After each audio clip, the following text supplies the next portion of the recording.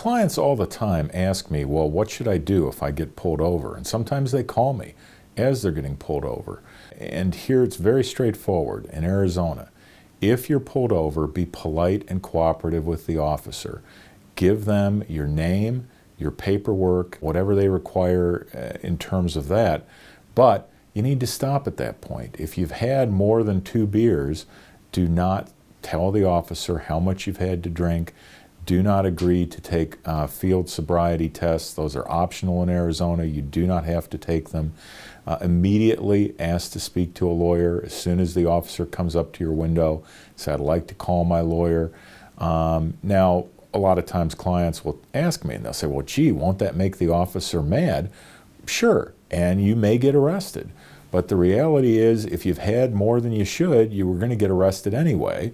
And the question is, are you going to give the officer evidence that he or she can use to prosecute you, or are you not going to give them that evidence? The only thing you're required to do in Arizona is to submit to a blood test or a breath test. So if you do get arrested and you're taken to a police station and the officer says, all right, I want you to take a breath or a blood test, go ahead and do it. And if you were calling me, I would tell you the same thing. Because if you don't, number one, they will almost always get a search warrant allowing them to draw your blood. And number two, your license will then be suspended for 1 year as a punishment for not voluntarily submitting to the blood or the breath test. And they, of course, would get to tell the jury, if we're at trial, that you refused to voluntarily cooperate. So again, if you're pulled over, paperwork, name, identification, ask for a lawyer, but do not do any roadside exercises, do not discuss how much you've had to drink, and voluntarily go ahead and submit to a blood or a breath test. People will often ask me, is it possible to fight a DUI? And it is absolutely possible to fight a DUI. And I think that question really gets to, do I need a lawyer? Should I get a lawyer? And again, the answer to that is absolutely. And I would say 2 things about that. Number one, can you buy a house without a realtor or a title company? Sure. Do you want to? No. And, there's a lot of similarity in that situation to dealing with a criminal case. It's very complex. There are a lot of moving pieces in a DUI. You've got the criminal charges. You have the licensing issues in terms of a license suspension, and then you may have a breath test machine requirement, and you're trying to coordinate license suspensions, breath test machines, criminal charges. If you have a professional license, if you're a nurse, a doctor, a lawyer, or a teacher, you may have an issue where they're trying to suspend your fingerprint clearance card or restrict your professional license. A lawyer can help with all of those things.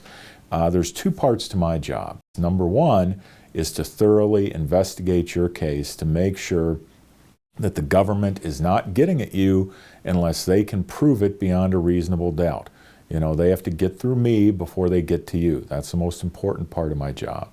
The second part of my job is just helping you to understand, what are the laws, what am I facing, helping you through this whole process, going to court with you, answering all of your questions. And at the law offices of John Phoebus, we are there from day one until the case wraps up, however long that may be. So if we resolve your case and 6 months or a year from now, you've got a problem with a breath test machine, you call me, that's taken care of. We're already in the loop. So you absolutely want a lawyer. If you do not have a lawyer, you're giving up any chance of getting anything better than a DUI. You've got to have a lawyer. If you hire a lawyer, you do need to go to court, but the lawyer can greatly minimize the number of court appearances and the impact on your life. Now, there's felonies and there's misdemeanors. Felonies are major crimes that you can be sent to state prison for. If you're charged with a felony, in that type of case, you've got to go to every single court appearance. The lawyer has to be there, you have to be there. You cannot waive your presence absent exceptional circumstances. If you're charged with a misdemeanor, which is the vast majority of DUIs, then your lawyer can normally attend to almost all of your court settings without you having to go. So for the vast majority of my clients in the DUI context, I'm going to court for them. They're not bothered with it. I will have them come to court typically 1 time, and that's, we're having a trial, or the case is being resolved in some advantageous way, but they're not having to go to court repeatedly, I'm taking care of that. Clients always want to know, do they have to go to jail if they're convicted of a DUI or if they're charged with a DUI? There is jail time if you get convicted of the underlying DUI charge. That's required by law in Arizona. If you are, and it's based typically on how high your alcohol level is. If you're between a 0.08% and a 0.15%, the minimum is 1 day in jail. If you're between a 0.15 and a 0.20, the minimum is 2 days in jail with 7 days of home detention in most jurisdictions. And if you're over a 2.0, the minimum is 3 days in jail with 11 days of home detention. Now there's a lot of variability to that, and of course the goal is always to try to avoid the DUI conviction. If you can get the case thrown out, if you can get it dropped from a DUI down to a reckless driving, which is a very common endpoint in DUI cases, then there's no mandatory jail. So, but I'm always very clear with clients, and you need to understand going into this that if you lose, you may have to do some jail time. The goal is to avoid that. It just depends on the facts of the case. Oftentimes I'll get calls from people who have been arrested for a DUI as a result of prescription medication, and they're shocked. And the question is, how can I get a DUI when I'm taking the medication that my doctor prescribed? Well, if you are impaired in Arizona by anything, whether it's alcohol, caffeine, or prescription drugs, you can be cited for a DUI. Now, those cases can be very difficult for the state to prove, and they're great cases to fight, but two things. Number one, just be aware if you are driving and you're taking oxycodone and you're impaired in terms of your ability to operate your car, you could get a DUI.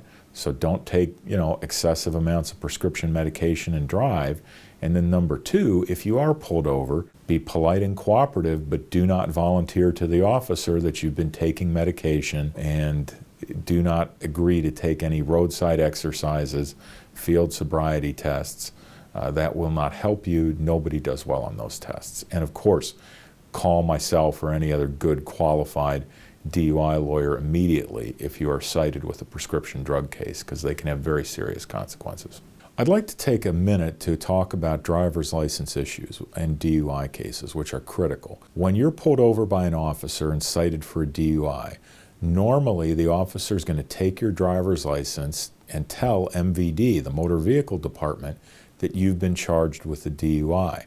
15 days from the date you were arrested, your license would normally be suspended. Now, at the law offices of John Phoebus, we can delay and fight that suspension. That's part of what we do as your lawyer. But it is critical that you do not delay and that you contact me immediately so that we can request that MVD hearing.